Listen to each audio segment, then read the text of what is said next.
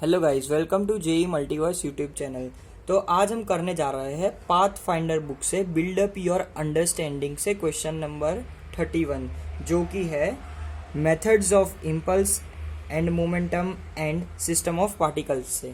तो आइए पढ़ते हैं क्वेश्चन को। तो क्वेश्चन में दिया है, in the setup shown the block B can slide on a vertical guide rigidly fixed to the wedge C, and the masses of the block A, the wedge C, and the block B are m, 2m, and 3m.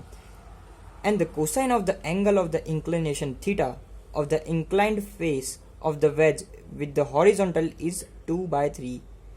The pulley and the thread are ideal and there is no friction between any of the surfaces in contact.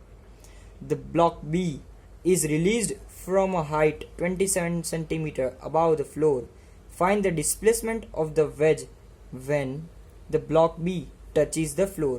और हमको book में कुछ इस तरीके से diagram दिया हुआ है, जिसमें कि ये फ्लोर, नीचे ये फ्लोर है, इस पे वेज सी रखा है जिसका 2m मास है, ये थीटा एंगल है, ये स्ट्रिंग से ब्लॉक बी और ए कनेक्टेड है, ए का मास m है और b का मास है 3m। तो आइए करते हैं इसको सॉल्व। तो इसको सॉल्व करने से पहले ये ज़्यादा इम्पोर्टेंट है कि एक बार हम डायग्राम को फिर से देख ले और सारे जो ब्लॉक और वेज है उनका एक बार मोशन देख ले। ठीक है, तो ये है ब्लॉक ए जिसका मास है m, ये है वेज सी जिसका मास है 2m, ये है एंगल थीटा, यहाँ से एक ऐसे पुली है जहाँ से स्ट्रिंग आ रही है, यहाँ से एक हुक जैसा आउटलेट है, मतलब कि सी से वो बाहर आ रहा है वेज सी से, और यहाँ पे एक ब्लॉक बी है जिसका कि मास 3 टाइम्स m है, 3m मास है उसका। ठीक है, तो यहाँ पे हमको ये देखना ज़्यादा इम्पोर्टेंट है कि ये सी से ये जो हुक आ रहा है उसका यूज़ क्या है। उसका सिंपली ये यूज़ है कि जो भी डायरेक्शन, अगर कि मान लेते हैं कि जो सी वेज है वो हमको कहा है कि वो मूव कर सकता है। ठीक है, मतलब ये फ्लोर पे वो मूव कर सकता है, तो उसका एक्सेलरेशन कुछ इस डायरेक्शन में हो, तो ये जो हुक है वो बी ब्लॉक पे इस साइड नॉर्मल लगाएगा, जिसके कारण जो बी ब्लॉक है उसका भी लेफ्ट हैंड साइड में ए एक्सेलरेशन होगा। उसको वर्टिकल कंपोनेंट पे ये सी कुछ नहीं करेगा या फिर हुक का कोई यूज नहीं होगा, लेकिन उसके हॉरिजॉन्टल एक्सेलरेशन देने में ये हुक काम करेगा। जितना ही सी का होगा उतना ही बी का होगा और उतना ही ए का होगा, क्योंकि जो ब्लॉक ए है वो सी पे लाई करता है, तो same acceleration in horizontal direction होगा।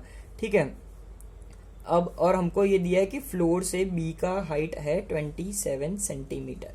ठीक है, अब हम बी का मोशन देख लेते हैं। ठीक है, ऐसा मानते हैं कि ये कुछ वाई हाइट नीचे आया है, मतलब बी जो है वो ऑफकोर्स ये नीचे तो आएगा ही, 3m मास है, इसका m मास है, तो यहाँ पे अगर हम mg साइन थीटा देखेंगे तो वो 3mg से कम ही होगा। तो नेट ये पूरा जो सिस्टम है m और 3m का वो इस साइड ही नीचे आएगा। ठीक है, तो मान लेते हैं कि b नीचे y मूव किया है, y डिस्टेंस मतलब जो b ब्लॉक है उसने y डिस्टेंस नीचे मूव किया है, और इसके कारण वेज सी के कारण जिसका कि एक्सेलरेशन लेफ्ट हैंड साइड में a है, तो इसने इस डायरेक्शन में कुछ x डिस्टेंस मूव किया है। ठीक है, तो ए जो ब्लॉक है जो कि यहाँ पे सिचुएटेड है वेज पे, उसका मूवमेंट कैसा होगा, वो इस डायरेक्शन में वाई मूव करेगा। क्यों वाई मूव करेगा? स्ट्रिंग कंस्ट्रेंट्स आपको पता ही होगा कि स्ट्रिंग की लेंथ हमेशा इक्वल रहती है, वो चेंज नहीं होती, वो हमेशा स्ट्रेट रहती है, स्लैक नहीं करती। ओके, तो अगर ये वाई मूव नीचे किया तो ये स्ट्रिंग का ये पार्ट है उसने वाई डिस्टेंस नीचे मूव किया, तो सेम पार्ट यहाँ से भी कम होना चाहिए, क्योंकि यहाँ पे बढ़ रहा है तो यहाँ पे कम होना चाहिए, तो ये वाई डिस्टेंस यहाँ पे मूव करेगा। और जैसे कि हमको पता है कि सी लेफ्ट में जा रहा है और बी ने भी एक्स डिस्टेंस मूव किया है। क्यों? क्योंकि सी ने एक्स मूव किया तो सेम बी ने भी एक्स मूव किया, तो ए सी पे लाई करता है, तो ए भी लेफ्ट डायरेक्शन में एक्स मूव करेगा। और ये जो एंगल होगा वो हम थीटा निकाल सकते हैं। कैसे? ये एंगल हमको पता है तो ये थीटा हम निकाल सकते हैं। ठीक है, और हमने अभी डिस्कस किया कि सी है वो लेफ्ट में एक्स डिस्टेंस मूव करेगा। और अब हमको पता है कि ये जो पूरा सिस्टम है उस पे एफ एक्सटर्नल जो है, मतलब कि एक्सटर्नल फोर्स जो है पूरे सिस्टम पे वो 0 है। इसका मतलब ये हुआ कि ये जो पूरा सिस्टम है उसका सेंटर ऑफ मास का जो पोजीशन है वो चेंज नहीं होगा। सेंटर ऑफ मास का पोजीशन चेंज होगा ही नहीं, ठीक है। तो change of centre of mass along, पहले तो हम एक्स डायरेक्शन में लिखते हैं, वाई में भी नहीं होगा, वो तो हमको पता ही है। तो सेंटर ऑफ मास में एक्स डायरेक्शन में कितना चेंज आता है वो हम लिख देते हैं, ठीक है। और हम इसके मासेस भी लिख सकते हैं, क्वेश्चन में हमको दिया है कि ए जो है उसका मास m है, जो c है उसका मास है 2m, और जो b है उसका मास है 3m। तो सेंटर ऑफ मास का चेंज हम लिखते हैं, तो पहले हम a का लिखे तो क्या होगा, m लेफ्ट हैंड साइड को अगर हम पॉजिटिव मान लेते हैं, लेफ्ट हैंड कैलकुलेशन के लिए इजी हो इसीलिए, तो x माइनस ये जो y है इस डायरेक्शन में उसका कंपोनेंट क्या आएगा, y cos theta, okay. y और cos थीटा की वैल्यू हमको क्वेश्चन में दिया थी, क्या थी, cos थीटा इक्वल टू 2/3, तो यहाँ पे आ जाएगा 2/3, ठीक है।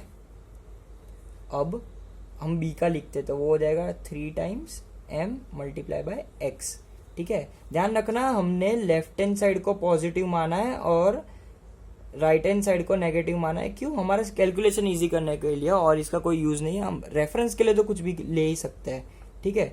और प्लस ये 2m है और यहाँ पे x मूव कर रहा है, ठीक है। और ये पूरा इक्वल टू 0 है, यहाँ पे हमने पहले ही डिस्कस कर लिया था, ये जो पूरा चेंज है वो 0 है, क्योंकि f external on the system वो 0 है इसीलिए, ठीक है। m m m सारे कट जाएंगे, ठीक है। तो हमारा क्या आएगा फाइनली, ये आ जाएगा x यहाँ से, 3x यहाँ से और 2x यहाँ से, तो 6x आ जाएगा, minus 2/3 times of y is equal to 0। अब हमको क्वेश्चन में इनिशियली ये दिया था कि b जो है वो ग्राउंड से 27 सेंटीमीटर अबव है, ठीक है। तो y की वैल्यू अगर हम 27 सेंटीमीटर डाल दे तो हम यहाँ पे कैलकुलेशन इजी करके मतलब सीधा हम x की वैल्यू निकाल सकते हैं, और x कितना आएगा, वो आएगा 3 सेंटीमीटर, ठीक है। इसका क्या मतलब हुआ, इसका मतलब ये हुआ कि ये जो पूरा c मतलब c जो वेज है वो यहाँ पर इस डायरेक्शन में 3 सेंटीमीटर मूव करेगा, जब तक मतलब जितने टाइम में उतने ही टाइम में b जो है वो ग्राउंड को छू गया होगा, क्योंकि उसकी हाइट 27 सेंटीमीटर है, ठीक है। और यही हमको निकालना था, हमको पूछा था find the displacement of the ways b when the block b touches the floor, ठीक है। तो आ जाएगा 3 सेंटीमीटर, और वो भी किस डायरेक्शन में, वो भी आएगा लेफ्ट डायरेक्शन में। लेफ्ट डायरेक्शन में वेज सी ने मूव किया होगा कितना, वो भी 3 सेंटीमीटर, ठीक है, 3 सेंटीमीटर मूव किया होगा। तो गाइस आपको हमारा सॉल्यूशन अच्छा लगा हो तो वीडियो को लाइक करें, शेयर करें और जेई मल्टीवर्स को सब्सक्राइब करना ना भूलें।